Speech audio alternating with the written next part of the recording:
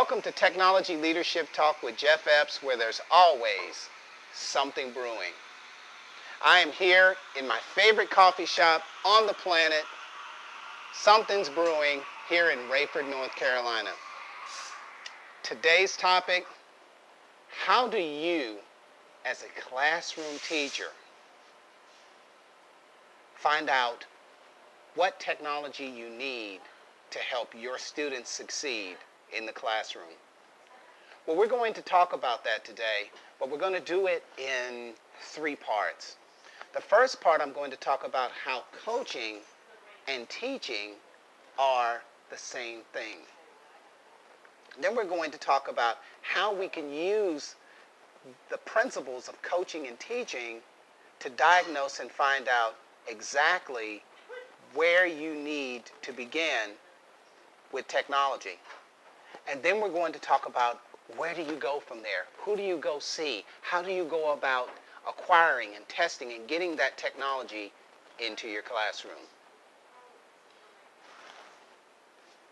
The legendary Vince Lombardi once said, "They call it coaching, but it is teaching. You do not just tell them, you show them the reasons." And I agree with that. It reminds me of when I used to coach my son's Little League teams. For example, basketball. I always used to ask for the group of kids that never played together. Because realistically, coaches do stack their teams in Little League. But I wasn't that coach. I always enjoyed getting a group of kids that didn't know each other. A group of kids that had never played together. And bringing those kids together and turning them into a winning team. On the first day of practice, I would always do an assessment. I wanted to know which players were quick. I wanted to know which players could dribble real well. Which players could shoot. As a matter of fact, all of my players, I needed to know who could shoot a 20-foot jumper, who was limited to shooting a 15-foot jumper or a 10-foot jumper or a 5-foot jumper.